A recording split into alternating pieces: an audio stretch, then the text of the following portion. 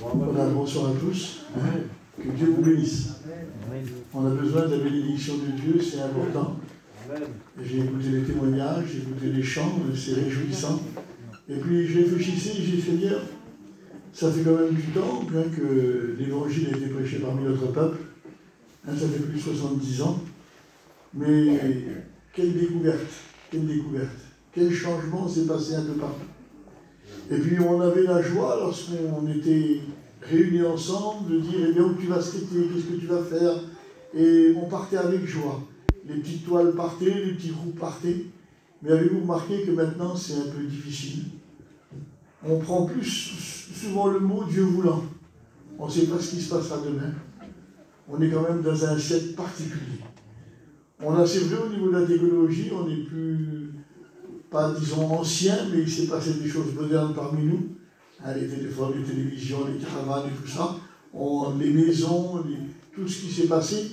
Mais on voit que tout ça n'a pas été dans le mieux, parce qu'on se trouve, même avec toute cette technologie, dans des temps difficiles.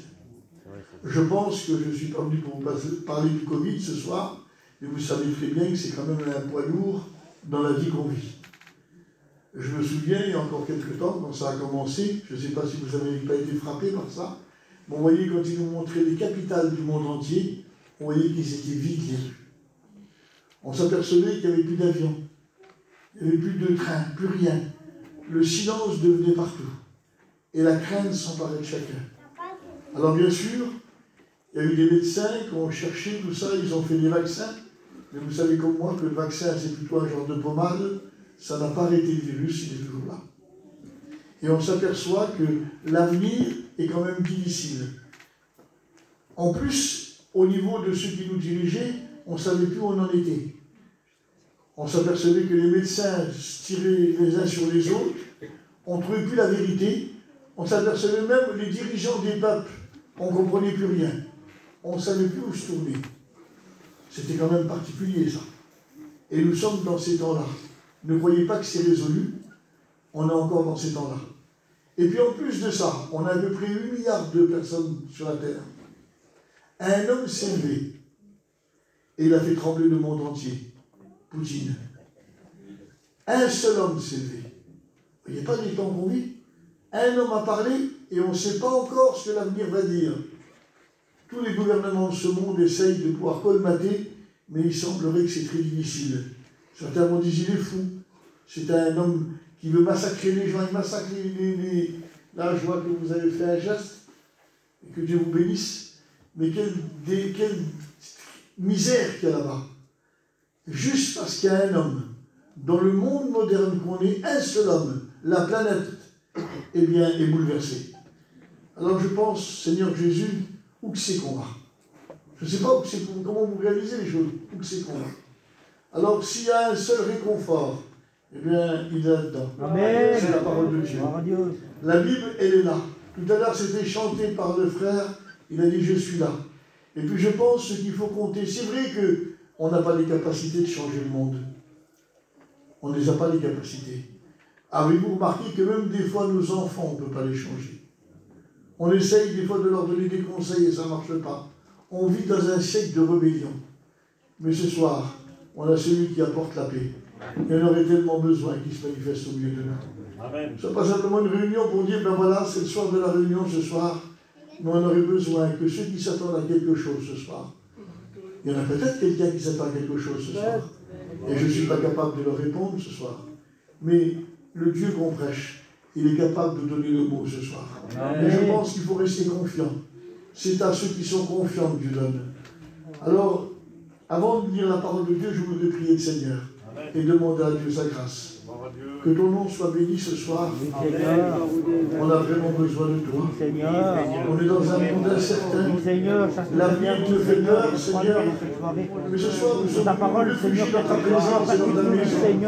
Et on a vraiment besoin de toi. Seigneur, que ta bonne main soit tendue sur chacun. Que chacun puisse prendre conscience des moments qu'on vit. Bénis ton messager. On est en train de chercher ta présence, Seigneur. On est en train de chercher ta volonté. Bénis-nous ensemble. Et à Dieu soit toute la gloire. Dans le nom de Jésus. Amen. Amen. Je suis comme vous, je lis la parole de Dieu. Hein, je suis un prédicateur aussi. Et je lis la parole de Dieu. Je ne suis pas venu pour vous apporter ma pensée. Jamais Jésus m'a envoyé pour apporter ma pensée. Il a dit d'aller prêcher la bonne nouvelle. Amen. Et puis je pense que même que les années sont passées, le message de Jésus demeure toujours une bonne nouvelle. Là, je vous ai annoncé de nouvelles catastrophiques. Pourquoi je vous ai annoncé ça? Parce que c'est le monde où on vit. Des fois, alors on est content, on a eu de nouveaux campings, les gadgets nous ont emmené de nouveaux graviers pour le terrain, on est content, on a fait une bonne petite maison, mais on est sur la terre. Et il se passe des choses sur la terre. Alors je pense que nous avons tellement besoin, pas simplement d'écouter la parole de Dieu, mais d'y croire. Amen. Jésus a dit, Jean chapitre 14, il dit, croyez en Dieu, croyez en moi. Et ce qui fait la force de quelqu'un ici, je ne sais pas qu'ils disent, par exemple, mais moi je peux vous dire, ça fait 52 ans que je connais le Seigneur, mais ce n'est pas là ma force. Vous voulez que je vous la dise, ma force ce soir? C'est parce que je reste ma main dans la main du Seigneur. Amen. Et celui qui s'est engagé il n'y a pas longtemps, il a la même force que moi. La force que j'ai et la force que tu as, c'est parce qu'on tient la main du Seigneur. Et sa main, elle est forte. Elle n'a jamais lâché quelqu'un. Quelle beauté. Au contraire, elle a même rattrapé quelqu'un. À un moment donné, l'apôtre Pierre était en train de s'enfoncer dans l'eau, et quand on fonce dans l'eau, ça va très vite. Mais la main du Seigneur, elle est rapide, elle va sortir tout de suite de l'eau. Donc, on a un Seigneur qui est vraiment rapide, puissant et merveilleux. Alors, je me suis aperçu d'une chose en lisant la parole de Dieu, et je voudrais vous le dire ce soir. Voilà ce qui est marqué dans le livre de Matthieu, chapitre 28, et c'est au verset 8, je vais vous lire. Alors il est question d'après la résurrection. Vous savez, à la résurrection du Seigneur, il y a quelques femmes qui sont rentrées dans le jardin du tombeau, et là, à leur découverte, ils sont arrivés dans le tombeau, et là, ils sont aperçus qu'il était vide. Quelques temps auparavant, il était venu 3 jours auparavant, il y avait Marie de Magdala, elle était allée avec Joseph et Nicodème, quand ils ont mis Jésus dans le tombeau, elle s'était mis vis-à-vis, dit le texte, en face du tombeau pour bien regarder. Et le dimanche matin, le jour de la Pâque, qu'est-ce qu'elle a fait avec ses quelques copines? Elles ont pris des aromates, parce que c'était la coutume en Israël, quand quelqu'un mourait, on embaumait comme les pharaons, avec des bandelettes et tout ça. Et Jésus était enterré à la coutume des Juifs. Et donc elles étaient là. Et arrivée dans le jardin, Marie Magdala, elle était là quelques temps auparavant, elle dit, mais voir, c'est celui-là, le tombeau de Joseph d'Arimathée qu'il a donné pour le Seigneur. Ils sont arrivés devant le tombeau, et la grosse pierre était roulée. Et quand ils ont regardé dans le tombeau, il était vide. Alors là, elle ne savait plus du tout ce qui s'était passé. Elle ne comprenait plus rien du tout. Et puis à un moment donné, elles ont cherché. Et puis, Dieu, quand quelqu'un cherche dans les choses, il n'est jamais personne. Amen. Il a envoyé des anges. Et les anges sont arrivés et ils leur ont dit simplement ce message, qui est tout simple, mais qui a toujours son autorité dans le temps où aujourd'hui on vit. Et bien il a dit, pourquoi cherchez-vous parmi les morts celui qui est vivant? Il est ressuscité, il n'est plus ici, il est ressuscité. Amen. Et je voudrais vous dire une chose ce soir. Je ne suis pas un prédicateur plus que les autres, je suis comme mes frères, mais je prêche le message du ressuscité. Et il est présent, il est vivant et ressuscité, et son message a gardé sa fraîcheur et sa puissance. Vous savez, je voulais vous dire une chose, imaginez un instant que Jésus aurait changé. Et puis là, ce coup, un prédicateur prêche, je dis, ah non, mon frère, c'est plus le message là maintenant, c'est un autre message. Il faut que tu retéléphones à la mission, ils vont te redonner le message. Mais ça ne serait pas possible, on ne pourrait plus s'en sortir. Jésus ne change pas. Amen. Et c'est ce qui est important ce soir. Il ne change pas. Alors je regarde dans la parole de Dieu, ces femmes-là, ils sont bouleversés et les anges leur disent non, non, il est ressuscité. Et la Bible déclare, elles s'éloignèrent promptement du sépulcre avec crainte. Ça les a bouleversés, ces femmes-là. Et avec une grande joie aussi. Elles coururent porter la nouvelle aux disciples. Et voici, Jésus vint à leur rencontre. Quelle beauté, Seigneur. Ces femmes-là ont eu la grâce de voir Jésus de leurs yeux. Ils ont eu la grâce de pouvoir lui parler avec lui comme ça, bouche à bouche, comme ça en parlant. Et puis là, ce coup, le Seigneur, il dit, je vous salue. Elles s'approchèrent pour saisir ses pieds et elles se prosternèrent devant lui. Alors Jésus leur dit, ne craignez pas, mais allez dire à mes frères de se rendre en Galilée, c'est là qu'ils me verront. Et le mot qui m'est venu là-dedans, j'ai vu que Jésus donne des rendez-vous. Allez dire à mes frères de se rendre en Galilée, c'est là qu'ils me verront. Je voudrais vous dire une chose ce soir. Jésus donne des rendez-vous. Amen. Et ce soir, je suis sûr qu'il a donné rendez-vous avec quelqu'un. Mais les rendez-vous de Jésus, ce n'est pas des rendez-vous comme tout le monde. La personne avec qui il donne rendez-vous, elle ne le sait pas. Elle le découvre en suivant. C'est ça le Seigneur. Alors, je voudrais vous dire, j'ai un texte qui est particulier et qui peut peut-être plaire à quelqu'un ce soir. Écoutez ce que Dieu dit dans Ésaïe 65, verset 1er. Il dit, j'ai exaucé ceux qui ne me demandaient rien. C'est quand même particulier ça. Hein, et il dit, je me suis laissé trouver par ceux qui ne me cherchaient pas. C'est les rendez-vous de Dieu. Alors, pour être plus clair, moi j'ai vécu ça. Il y a plus de 50 ans de ça. J'étais un garçon comme tous les garçons, on faisait les fêtes, nous. Et puis on était des gens qui ne connaissaient pas du tout l'évangile. Je ne sais pas ce que c'était un prédicateur, je ne sais pas ce que c'était une réunion, je ne connaissais absolument rien.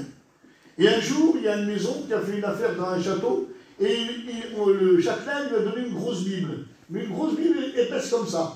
Et la Bible, elle a atterri chez nous. Et quand elle a atterri chez nous, la Bible, j'ai eu cette curiosité de lire parce que je savais lire. C'est tout simple, hein, voilà. Excusez-moi une petite seconde. Et donc j'ai lu la parole de Dieu. Et quand j'ai lu la Bible, je me suis aperçu que c'était un livre avec les mots comme les autres. Manger, boire, dormir, marcher, parler. C'était les mêmes mots qu'on trouvait partout. Et plus je lisais cette parole, plus je ne l'ai pas lu comme un autre livre. J'ai vu qu'elle touchait mon cœur. Et je lisais la parole de Dieu et ça m'intéressait. J'étais un garçon comme beaucoup de garçons. Je ne faisais pas, comme on dit dans le monde, pas casser trois pattes à un canard. J'étais un garçon tout à fait normal. Mais je ne connaissais pas les choses de Dieu. Et à ce moment-là, en lisant la Bible, il s'est passé une chose, ça m'a plu. Et j'ai voulu en connaître davantage. Alors comme je savais lire, j'ai lu la parole de Dieu. Et quand j'ai lu la parole de Dieu, j'ai vu aussi que Jésus était monté sur la croix. Mais je ne voyais pas un Jésus comme la religion m'avait présenté. Je voyais un Jésus qui s'intéressait aux hommes, les malheureux, les misérables, tous ceux que ça n'allait pas. Et il avait une chose, quand il faisait quelque chose, il faisait des miracles. Et ça, c'est ce qui ne se passe pas dans le monde, des miracles. Un miracle, c'est une chose qu'on ne peut pas expliquer. C'est en dehors de la logique. Et lui, il en faisait de tous les côtés. Alors j'étais bouleversé.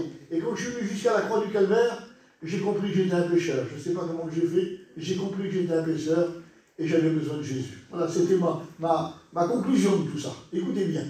Et c'est ça qui est important. J'ai fait une chose. Vous savez ce que j'ai fait? J'ai prié. J'étais dans ma chambre, j'ai prié. Mais je n'ai pas prié comme ma mère m'avait appris, les prières récitées. J'ai compris que le Dieu de la Bible, on peut lui parler comme à un autre personnage. Et là, j'ai commencé à lui parler. Mais ma prière était tellement simple, je me rappelle encore, ça fait plus de 50 ans que je me rappelle de ma prière. Savez-vous ce que j'ai dit au Seigneur? J'ai dit, Seigneur, je voudrais être un chrétien comme dit ta parole. À ce moment-là, j'ai senti que Dieu m'avait écouté. Je ne voudrais pas vous l'expliquer, moi. C'était un ressentiment de mon cœur. Dieu m'avait écouté. Plus que ça, il m'avait répondu. Quand je suis sorti de ma chambre, je dis en vérité devant le Seigneur ce soir. J'étais, comme dit Jean chapitre 3, j'étais né de nouveau. Amen. Mais je ne sais pas ce que c'était tout ça, moi. J'étais né de nouveau, Dieu avait changé. Alors j'ai compris une chose. Dieu m'avait donné rendez-vous avec cette vieille Bible, et il m'avait donné rendez-vous, et moi je ne le savais pas. Et je l'ai rencontré. Alors je peux vous dire une chose. Dieu donne des rendez-vous. Dieu n'a pas changé. Je regarde dans la parole de Dieu, par exemple, à un moment donné, dans Jean 4, il est dit qu'il fallait qu'il passe par la Samarie. Il fallait qu'il passe par là. Et quand il est arrivé, et c'était Sichar le pays, il y avait un gros puits qui était en dehors du village. Et là, Jésus, fatigué du chemin, il s'est mis assis sur la margelle. Et ses disciples sont partis chercher les commissions en attendant. Et lui s'est assis. Et au même moment, il est arrivé une femme. Une femme. Et cette femme-là, Jésus l'a regardée et il lui a dit est-ce que tu pourrais me donner de l'eau? Et la femme l'a regardée et dit comment? Tu me demandes de l'eau à moi? Mais moi je suis une Samaritaine. Tu sais très bien que les Juifs et les Samaritains ne s'entendent pas ensemble. Dans le temps, il y avait des gens qui ne s'entendaient pas. Ça existe toujours, ça. Il y a peut-être ici dans l'église des personnes qui ne s'entendent pas. Je voudrais vous dire ce soir, il y a le Dieu de la réconciliation. Amen. Mes frères et sœurs, on n'est qu'un temps sur la terre. S'il faut encore se manger avec le voisin, ça ne va pas être du temps de gagner. C'est pas mieux quand on s'accorde? C'est pas mieux quand il y a la paix? Non, je pense que si quelqu'un peut nous réconcilier ce soir, profites-en, il est là. Alors cette femme, elle écoute comme ça. Puis là, ce coup, il lui dit, donne-moi à boire. Et elle est un peu choquée, en voulant dire, on ne se parle pas normalement. Et puis là, ce coup, elle dit, mais comment elle dit? Tu veux prendre de l'eau? Tu n'as même pas ce qu'il faut, le puits est profond, tu n'as rien du tout. Puis là, ce coup, Jésus dit, si tu savais qui c'est qui te demande ça, tu aurais donné toi-même demander à boire. Alors elle est là, elle est un peu bouleversée. Vous savez, quand Jésus parle d'un cœur, il ne parle pas là, il parle là, Amen. et ça bouleverse. Alors elle est là, elle est un peu bouleversée, et puis elle ne comprend plus. Puis là, c'est où Jésus continue. Il dit, tu vois l'eau que tu prends ici, là, tu auras toujours soif. Mais l'eau que je te donnerai, moi, c'est une source d'eau qui jaillira de ton cœur jusqu'à dans la vie éternelle. Alors cette femme-là, elle est bouleversée. Elle comprend qu'il y a quelque chose, qui est particulier là. Alors vous savez ce qu'elle fait? Elle fait, donne-moi à boire. Et Jésus ne lui en donne pas. Et c'est la Bible, il n'en donne pas. Il lui dit, va chercher ton mari. Il faut d'abord régler le problème du péché, mes frères et sœurs. On ne peut pas prendre des choses de Dieu sans régler le problème du péché. Je ne sais pas, il y a une croix ici. Hein. Ça a coûté trop cher à Dieu, le péché. Le péché, ça n'a pas été un coup de baguette magique pour Dieu. Le péché, ça n'a pas été, si vous avez vu, alors, c'est fini, ils n'en ont plus. Non, non, le péché, il a fallu que son fils paye pour le péché. Il a fallu qu'il souffre pour le péché. Il a fallu qu'il meure sur la croix pour le péché. Dieu ne peut pas laisser le péché comme ça. Il est obligé de régler le problème du péché. Va chercher ton mari. Et la femme, elle répond, elle dit, j'ai pas de mari. Elle dit juste ça. Et d'un seul coup, Jésus lui dit, tu as eu raison de dire ça. Il dit, parce que tu as eu 5 maris, et celui que tu as en ce moment, c'est pas le bon. En une seconde, il dévoile sa vie. En une seconde, il lui explique toute sa vie. Cette femme-là est bouleversée. Mais Jésus, vous savez, n'est pas quelqu'un de difficile. Vous savez, des fois, il dit, repends-toi, arrache-toi les cheveux, pleure. Non. Ce que Dieu demande, quelqu'un qui se repent, c'est de dire la vérité. Cette femme, elle a dit, j'ai pas de mari, ça suffit pour Jésus. Elle avait dit la vérité. Amen. Ce soir, pour rencontrer Jésus, il n'y a pas besoin d'autre chose. Il y a simplement à dire la vérité. Amen. Et cette femme était une chrétienne. Il lui avait donné rendez-vous. Elle ne savait pas, elle, mais Jésus savait, il fallait qu'il passe par la Samarie. Je voudrais vous dire une chose ce soir. Jésus savait qu'il faut qu'il passe à Montargis. À Montargis, il y a des besoins, mais Amen. Vous avez peut-être chacun peut-être un beau terrain, un beau camping, mais il y a des besoins. Vous savez, dans tous les campings, comme dans les beaux terrains, il y a des volets SNCF qu'on dit dans les campings. Quand ils sont baissés, on ne sait pas ce qui se passe derrière. Je ne parle pas de choses spéciales, mais il y a des cœurs qui pleurent. Il y a des fois, les parents, ils achètent un petit camping pour le dernier camping sorti. Ils lui mettent la télévision, ils lui mettent tout ce qu'il faut. Elle a tout ce qu'il faut, la jeune fille, le jeune garçon. Et puis là, ce coup, quelques temps plus tard, ils se convertissent. Et puis le père entend le témoignage de leur fille. Et elle dit, j'étais rempli d'angoisse, je pleurais tous les soirs, mes parents ne savaient pas. Vous ne savez pas ce qui se passe dans un cœur. Mais il y a quelqu'un ce soir qui sait ce qui se passe dans un cœur. Et il a le pouvoir de bénir les cœurs, changer les cœurs. Alors à un moment donné, Jésus est là. Et il rentre dans le pays de Jéricho. Et quand il rentre dans le pays de Jéricho, il y a un aveugle qui est là. Et Jésus tout de suite lui apporte la guérison. Ça fait un boom dans le pays. Et là-bas dans le pays, alors là, c'est plus un homme, si vous avez vu, qui est dans la misère, c'est un homme qui est dans la richesse. Lui, la Bible déclare, il s'appelle Zachée. C'est un homme riche. Et un homme riche, il est riche. Alors vous allez comprendre, pour être riche, il faut déjà calculer. Si vous ne calculez pas, vous restez toujours au lit, vous n'aurez jamais un sou. Pour être riche, il faut calculer. Il faut se lever le matin, il faut faire des affaires. Et cet homme-là, il était comme ça. Alors il était riche, et puis il calcule.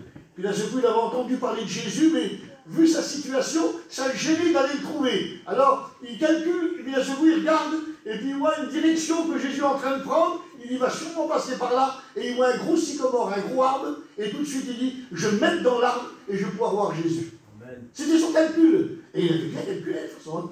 Et puis à un moment donné, la Bible nous déclare que Jésus, il y avait tous les gens qui le suivent, et là il passe. Et justement, il passe dans cet arbre-là. Sous l'arbre, il passe. Et quand il passe sous l'arbre, il fait une chose que cet homme riche n'avait pas calculé. Jésus s'arrête. Alors lui, il se frotte les mains, il va se dire, ah ben là maintenant, le spectacle est devant moi, je vais tout regarder, là je vais savoir qui c'est Jésus. Là, on ne va plus me le dire, je vais le voir de mes propres yeux. Et puis là, ce coup, Jésus, qu'est-ce qu'il fait? Il s'arrête. Et il fait une chose qu'il n'avait jamais calculée, ce homme-là. Il est les yeux en l'air. Et il le regarde. Et en plus, quand il l'a regardé, il lui dit, il l'appelle par son nom. Zachée. Comment il me connaît? Mais comment quelqu'un n'a pas pu dire mon nom? Comment il me connaît? Je voudrais vous dire une chose ce soir. Le Dieu de la Bible connaît tout de vous. Amen. Il connaît tout. Il connaît votre nom, mais il connaît toute votre vie. Tout ce que vous avez fait de bien, il sait.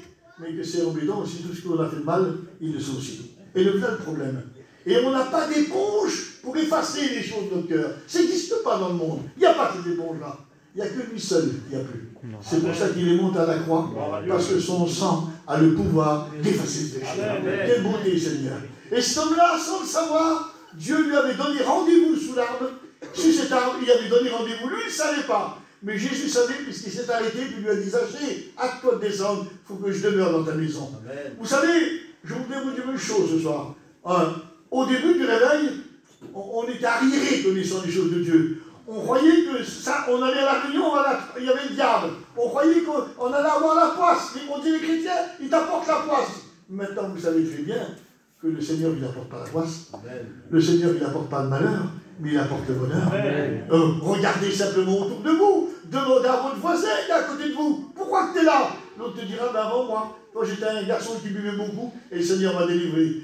Pourquoi tu es là? Parce que le Seigneur m'a guéri. Pourquoi tu es là? Et ainsi de suite. Vous verrez vos voisins qui sont à côté de vous. Je ne vous parle pas d'Alain Amérique. Vos voisins vous diront ce qu'il a fait le Seigneur. C'est extraordinaire. Alors je regarde, bien sûr, ça c'est la parole de Dieu. C'est merveilleux. Mais je voudrais vous expliquer des témoignages aussi, des choses qui s'est passées au milieu de nous.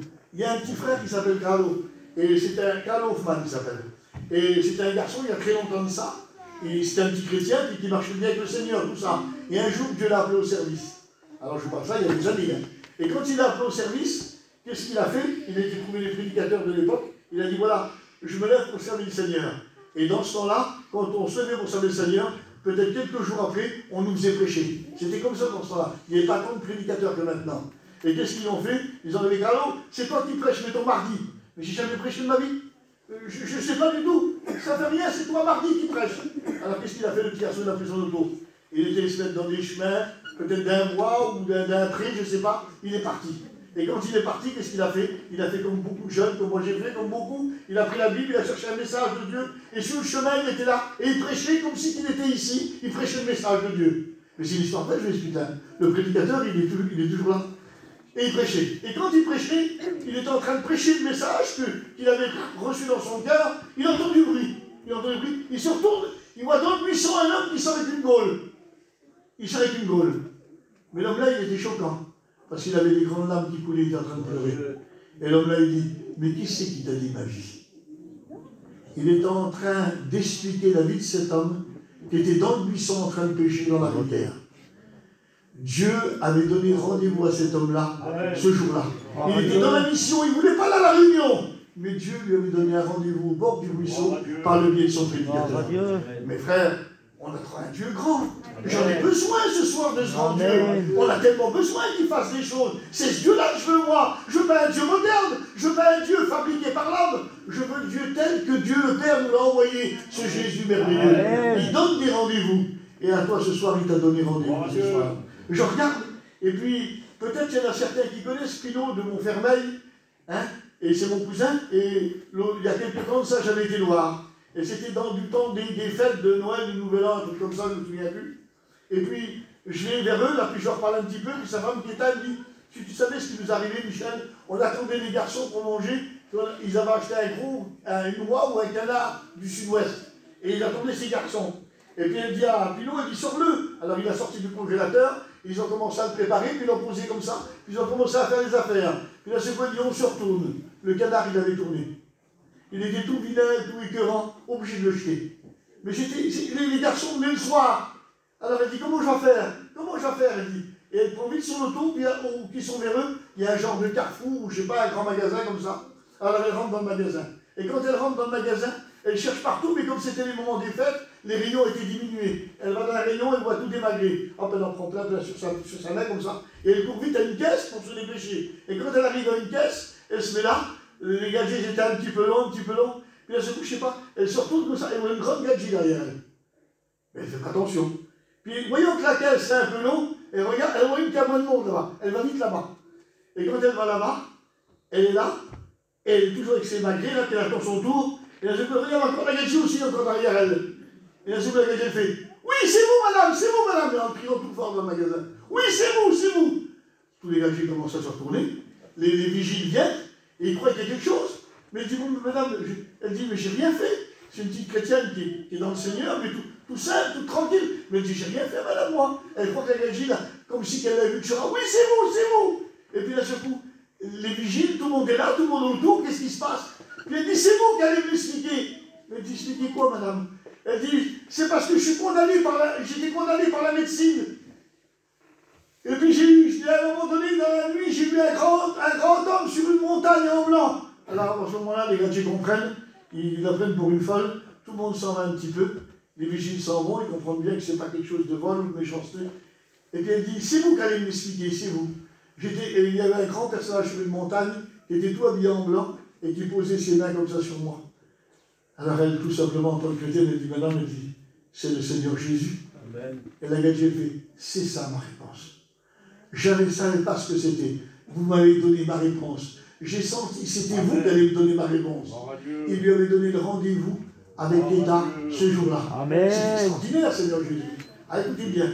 Et bien, ce coup d'État, il dit, écoutez voir, elle dit, je vais téléphoner à mon mari, il va vous donner l'adresse des salles de réunion. Elle dit, c'est pas la peine.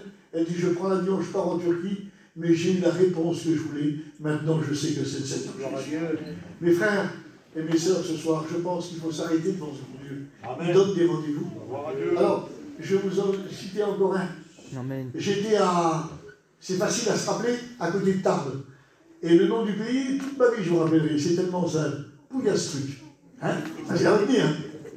Alors, j'étais là, et puis je faisais la réunion le soir. Et justement, je parlais que Dieu donne des rendez-vous. J'étais en train de parler que Dieu donne des rendez-vous. Et puis il y avait plein de monde. Le chapiteau était plein, il n'y avait plus de monde dehors, mais vraiment du monde. Et puis là, ce coup, j'étais en train de prêcher. La réunion se finit, rien de spécial. La réunion, je ne vais pas dire qu'elle était plate, mais tout est normal. Quand je descends, je prends ma femme avec moi. Mon copine était un peu plus loin. Et puis je dis, allez bien, on s'en va. Et elle me dit, mais j'entends une réunion. Je dis, complètement folle, c'est moi qui viens de prêcher. Elle dit, si je te dis que j'entends une réunion, attends rien, moi. On va vers nous. Moi, je ne savais pas ce que Dieu avait fait. Il n'a pas besoin de prévenir le Seigneur quand il fait des choses. C'est lui le chef, c'est pas nous. Hein? Alors, ce coup, écoutez bien ce qui s'est passé. J'ai su que le lendemain, il y avait une femme qui était venue à la réunion le soir. Et cette femme, elle avait un handicap, elle avait les deux pieds comme ça. Je ne sais pas comment ça s'appelle, la maladie là. Les deux pieds qui étaient comme ça. Et quand elle marchait, elle ne pouvait pas marcher, il fallait la tenir de chaque côté, autrement elle tombait. Pas d'assise des deux pieds comme ça. Les deux pieds comme ça. Et en écoutant la parole de Dieu le soir, dans l'auditoire, Dieu parle à son cœur. Vous savez que Dieu parle au cœur? Amen. Dieu me parle à ton cœur ce soir. Attends-toi le message de Dieu. Et puis d'un seul coup, elle était là, et d'un seul coup, Dieu parle dans son cœur et lui dit, c'est ton rendez-vous ce soir, je te guéris. Voilà ce qu'elle reçoit.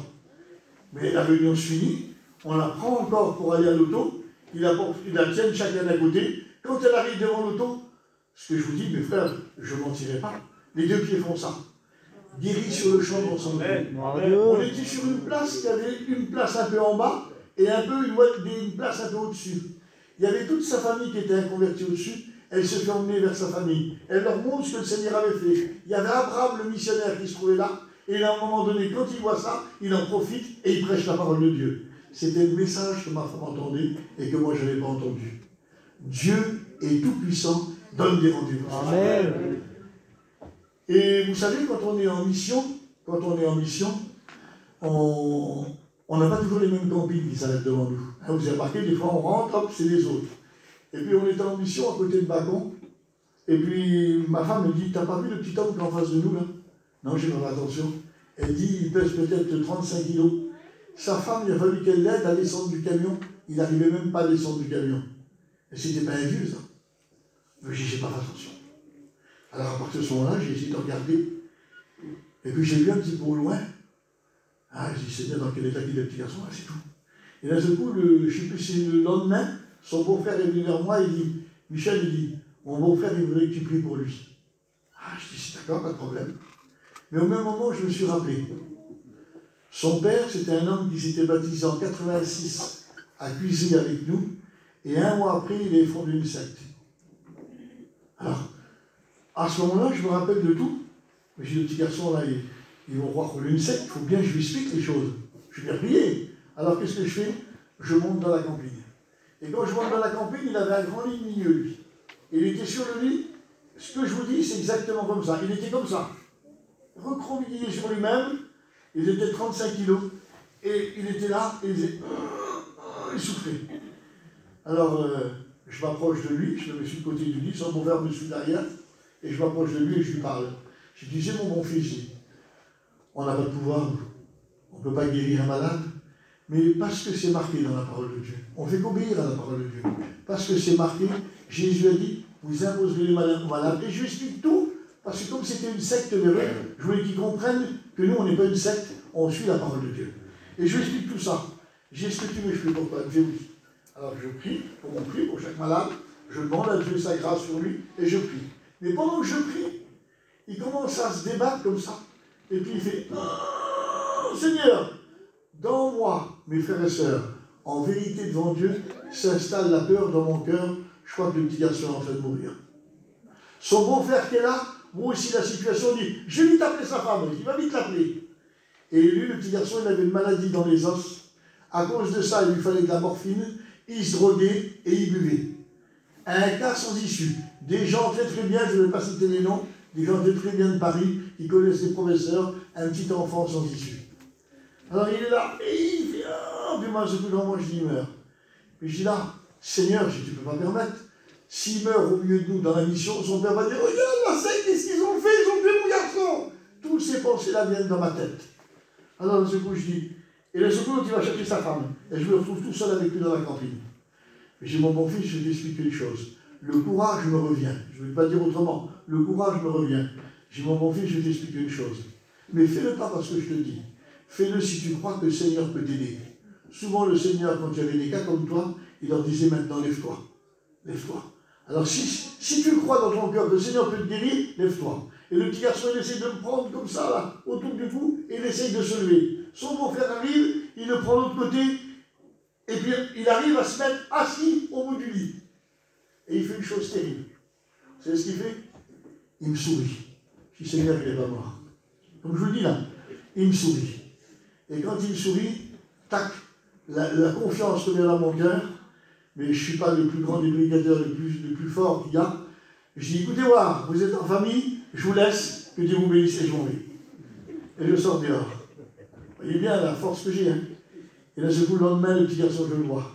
Il arrive vers moi, il dit, tu sais quand tu as prié hier, il dit, j'ai senti comme un seau d'eau qui tombait sur moi. Ma maladie est partie. La drogue est partie. La est partie. Complètement libre. Encore l'autre jour, on m'expliquait qu'il rendait témoignage de la puissance de Dieu. Amen.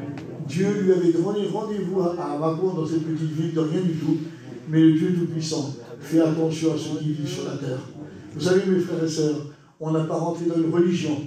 On est rentré vers notre Père, le grand Dieu Tout-Puissant, qui a de la compassion et qui est capable de donner son propre fils pour chacun de nous. Alors ce soir, je vous invite. C'est ton rendez-vous ce soir. Je suis sûr dans mon cœur que Dieu a dû parler à quelqu'un ou quelques-unes. Encore un témoignage, je vous explique. Je me trouvais à Aurillac, il y a quelques temps de ça. Mes frères m'avaient invité pour faire la mission. Et quand je fais la mission, je suis comme tous les frères, je prie pour que Dieu puisse agir, comprenez bien. Et le soir, j'étais à la réunion dans l'église d'Aurillac et je prêche. Je prêche et je parlais justement de la femme samaritaine au puits de Jacob. Et d'un seul coup, je dis, Dieu lui dit, va chercher ton mari. J'ai jamais vu ça de ma vie. J'étais dans la réunion et j'ai dit, le Seigneur dit à la femme, va chercher ton mari. Il faut qu'elle règle le problème du péché. Au même instant, dans la réunion, il y a une femme qui crie au secours. Je ne vais pas dire qu'elle est exactement comme la samaritaine, mais c'est dans une situation difficile. Elle crie au secours, elle demandait pardon à Dieu. Ça n'existe plus, ça. Qui c'est qui crie au secours dans la réunion maintenant? Qui c'est qui répond à Dieu du tac au tac? C'est fini maintenant. J'étais étonné, moi. Un seul coup, après, je continue, et je parlais que le Seigneur peut bénir quelqu'un rétrograde. Il y a un garçon qui était dans la réunion, il crie aussi au secours. Il était rétrograde. Il dit, Seigneur, tu m'as donné un rendez-vous, tu veux que je revienne à toi. Et il crie aussi au secours dans la réunion. Seigneur, tout le monde croyait que j'étais un homme terrible, mais c'était moi, j'étais plus étonné que...